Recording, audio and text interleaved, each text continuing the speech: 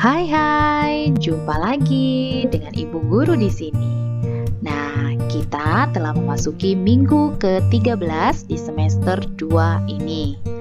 Dan masih dengan tema yang sama dengan minggu lalu, yakni alam semesta, namun dengan subtema yang berbeda, yaitu gejala alam.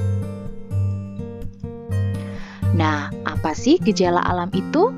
Gejala alam adalah peristiwa alam yang dapat dirasakan oleh manusia maupun makhluk hidup lainnya.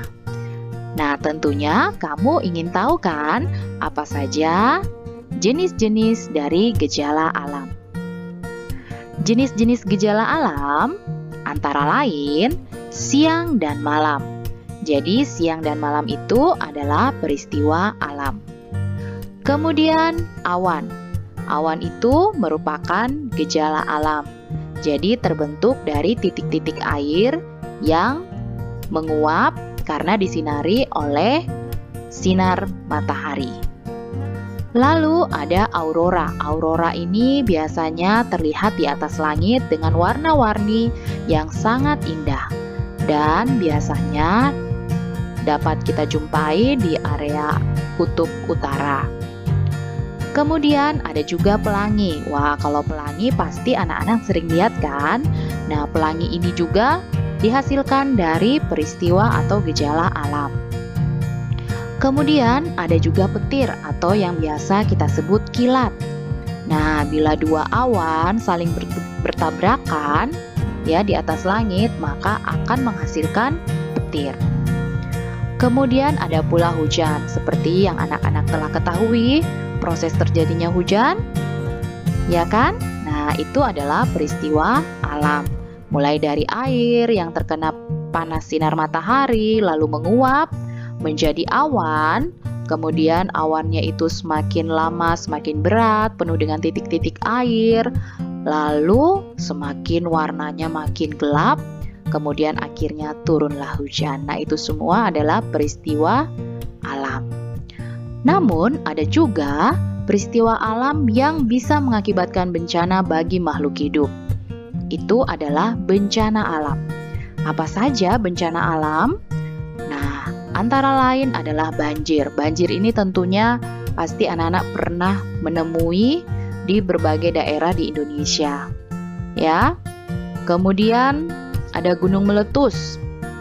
Nah, gunung meletus mungkin kalau kita di Sorowako melihat gunung meletus ini biasanya di tayangan televisi, ya kan? Wah, coba lihat awan yang membumbung tinggi itu bukan seperti awan yang di atas langit, itu sebenarnya adalah debu atau debu panas yang dihasilkan dari hasil gunung yang meletus. Kemudian ada lahar ya, kita lihat di gambarnya. Kemudian ada pula gempa bumi. Kalau gempa bumi pasti sering sekali kita rasakan di area kita ini di Sorowako, karena danau kita ini terbentuk dari gempa tektonik. Jadi kita pasti sering merasakan gempa bumi. Namun anak-anak tidak perlu panik dengan hal itu. Kalau kita tahu caranya untuk melindungi diri, ya pasti kita akan selamat. Kemudian ada juga tsunami. Nah, tsunami ini beberapa waktu lalu juga pernah terjadi kan di Palu. Kemudian waktu pertama yang besar sekali itu di Aceh, ya kan? Dan tentunya anak-anak pernah lihat yang di televisi, yang di Jepang itu.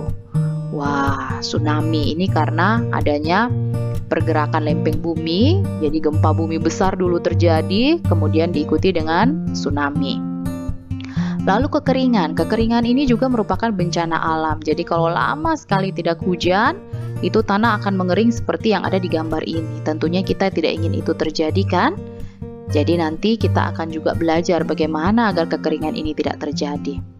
Lalu ada pula bencana alam angin puting beliung. Wah, beberapa saat yang lalu ya, beberapa waktu yang lalu ya, sempat Bu Guru melihat angin yang sangat kencang sekali ya, disertai dengan hujan. Nah, pernah juga di lapangan luas tiba-tiba ada angin yang berputar Nah, kalau sudah besar, anginnya itu kita sebutnya angin puting beliung.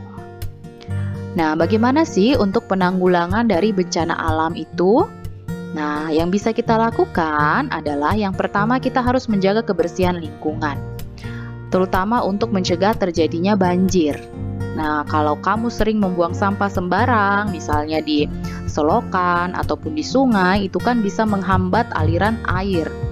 Sehingga kalau hujan dan aliran air itu terhambat, tentunya akan membuat air menjadi naik, bahkan naik sampai di jalan raya, naik ke daerah perumahan. Itu makanya sering terjadi banjir kalau kita tidak menjaga kebersihan. Jadi jaga baik-baik kebersihan lingkungan. Lalu reboisasi. Reboisasi ini adalah penanaman pohon kembali. Ini telah dilakukan oleh PT Vale. Setelah mereka menambang, mereka akan tanam kembali pohon yang sekiranya sama pernah tumbuh di situ. Kenapa harus ditanami pohon kembali? Karena bila tidak, tanah bekas penambangan itu ya akan mudah untuk longsor. Jadi untuk mencegah itu harus direboisasi atau ditanam kembali pohonnya. Ingat ya, akar pohon itu menyimpan air. Jadi selain juga untuk mencegah tanah itu longsor, kita punya cadangan air yang banyak kalau kita punya pohon yang banyak juga. Kemudian membangun pemecah gelombang. Ini khususnya untuk di pinggir-pinggir pantai untuk mencegah dampak dari tsunami yang terlalu besar. Kemudian juga untuk menghindari terjadinya pengikisan daratan oleh air laut. Jadi dibangun pemecah gelombang ini. Kemudian hutan mangrove, ya, membentuk atau menanam hutan mangrove atau bakau. Karena dengan penanaman hutan bakau ini akan membawa manfaat yang sangat banyak bagi daerah-daerah pesisir, antara lain bisa membuat habitat baru bagi binatang-binatang air laut, ya, atau air payau, percampuran antara air tawar dan air laut. Di sini kan biasa ada tuh yang terkenal kepiting bakau. Nah, di sini bisa menjadi lahan pencaharian buat nelayan. Lalu akarnya ini juga bisa membuat tanah daratan itu menjadi kuat dan tidak mudah terkikis oleh air laut. Kemudian juga bisa menghasilkan oksigen loh. Nah, ingat kan daun itu atau tanaman itu akan menangkap udara-udara yang tercemar, lalu diolah dan dihasilkan oksigen dari hasil fotosintesis mereka.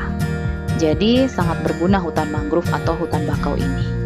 Nah, marilah kita semua bersama-sama untuk menjaga kelestarian bumi kita demi kelangsungan hidup kita bersama.